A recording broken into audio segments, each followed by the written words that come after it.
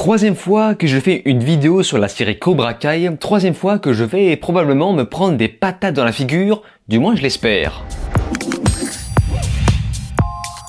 Salut à tous, c'est Vince sur Plot Time et on se retrouve une troisième fois sur la série Cobra Kai, créée par, et là je suis désolé, je vais devoir lire mes notes tellement qu'il y a de noms différents, John Hurwitz, Hayden Schlossberg et Josh Hild. Ah vache. Et comme je vous l'ai déjà dit plusieurs fois dans mes vidéos, on est 34 ans après Karate Kid, après les films Karate Kid des années 80, et la première saison a été diffusée pour la première fois le 2 mai 2018 sur YouTube Red. Et aujourd'hui, l'ensemble appartient à la plateforme Netflix. Alors forcément, je vous invite à voir mes deux premières vidéos que je vous mets en lien dans la notation afin de connaître mon point de vue, et le succès est tel que la série a tenu jusqu'à 5 saisons, peut-être même 6, voire un spin-off si tout se passe bien. Et d'un point de vue plus personnel, comme je vous l'avais déjà dit dans ma vidéo précédente sur la saison 4, cette dernière m'avait un peu déçu, entre le côté teenage encore plus poussé, le gros ventre mou, pour finalement finir sur une indigestion de combat sur la fin, avec une étrange transition qui donne l'impression que tout arrive comme un cheveu dans la soupe. Bref, une impression de saison bâclée. Donc j'espère voir les choses s'améliorer sur le fond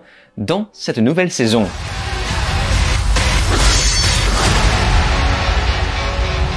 Après les résultats du tournoi All Valley, Terry Silver étend son empire Cobra Kai et convertit son style No Mercy en ville. Rappelons que Kreese a été dupé et arrêté par sa faute. Et du côté de Johnny Lawrence, ce dernier prend une pause sur le karaté afin de faire le vide avec son fils Robbie. Tandis que Daniel LaRusso invoque un vieil ami pour affronter Terry Silver. C'est donc la guerre de la colère contre la maîtrise de soi qui a commencé. Évidemment, on est toujours sur ce même format de 10 épisodes d'à peu près 30 minutes qui déborde parfois un peu. Il me semble que le dernier épisode dure 40 minutes et franchement ça fond toujours à toute vitesse devant nos yeux. Alors je vous préviens, il y a de fortes chances que je spoil dans cette vidéo parce que voilà, là je vais devoir entrer beaucoup plus en profondeur par rapport à avant. Quoi qu'il en soit, à chaque fois que je démarre une nouvelle saison de Cobra Kai, je ne sais pas pourquoi, mais je suis content, tiens. Même si je serre les fesses de saison en saison pour ne pas tomber sur quelque chose de trop ado. Ce qui m'intéresse à chaque fois, je pense que ce n'est pas la première fois que je vous le dis, mais c'est plutôt la relation d'adulte. Vu que moi, personnellement, ça me ramène directement au premier film Karate Kid. Et on sent clairement qu'on se rapproche de plus en plus de la fin, car le ton est devenu nettement plus sérieux, si ce n'est dramatique,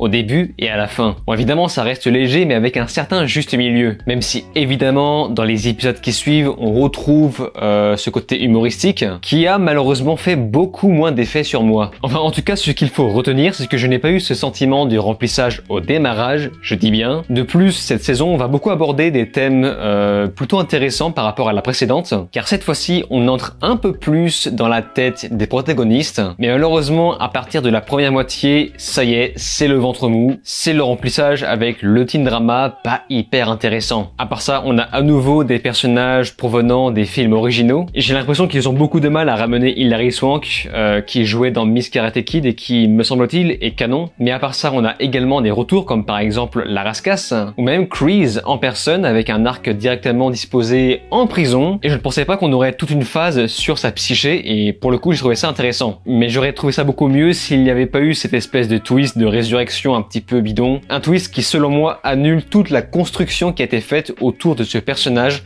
dans cette 5e saison. Et puis de plus, l'ensemble retombe très vite dans de l'eau de rose, même si je dois reconnaître que c'est, pour moi, bien mieux dosé que la saison précédente. C'est-à-dire qu'on ne fait pas une espèce d'indigestion de combat, c'est vraiment beaucoup mieux réparti. Dans cette suite, tous les personnages doivent repartir plus ou moins de zéro sur de nombreux aspects, afin d'affronter le Cobra Kai qui devient hors de contrôle. Miguel, au début, est toujours complexé à l'idée de retrouver son père biologique, ce qui va lui mettre des bâtons dans les roues dans l'objectif principal. Et pour le coup, j'ai bien aimé cette partie-là, lorsqu'il découvre qui est son vrai père juste avant de retrouver Johnny. C'est un petit peu comme s'il recroisait la route du père qu'il lui fallait. Et là, je ne vous cache pas que ça m'a fait un peu fondre. Et justement, coïncidence, Johnny va devenir père dans le sens littéral du terme, là où il se comporte déjà comme tel avec Miguel. Et puis du coup, ça va créer des parallèles avec Robbie, qui va continuer de développer des liens avec son père, et qui va également se comporter un petit peu comme un frère avec Miguel. Donc on a toute la boucle de la liaison familiale qui se referme. Chez l'antagoniste Terry, ce que j'ai beaucoup apprécié, c'est son côté très droit envers les siens, le fait qu'il apporte de l'estime pour les élèves qu'il enseigne,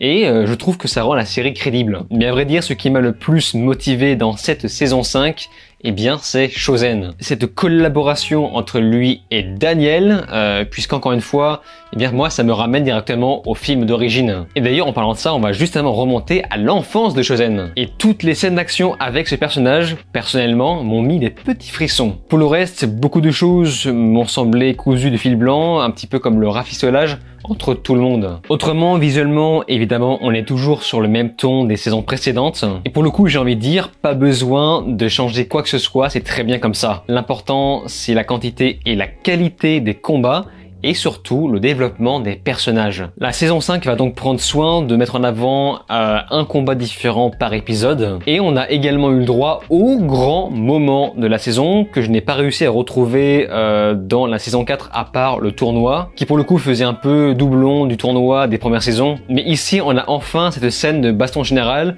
scène que j'attendais beaucoup, et j'ai vraiment été surpris par sa violence. C'est vraiment beaucoup plus salé, beaucoup plus graphique visuellement, et surtout mes mentions spéciales au combat entre Terry et Chosen, j'avais littéralement mes mains qui tremblaient. Sans compter la musique épique derrière qui fait bien frissonner.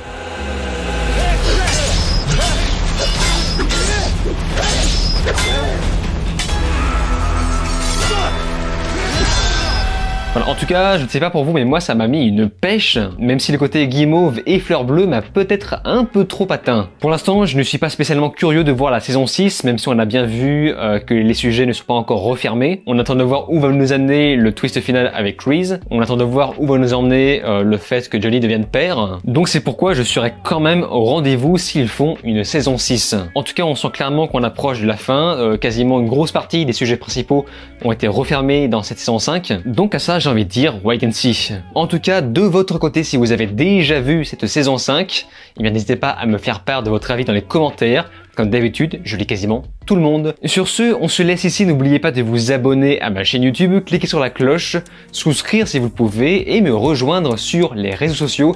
Je vous dis alors ciao et à la prochaine.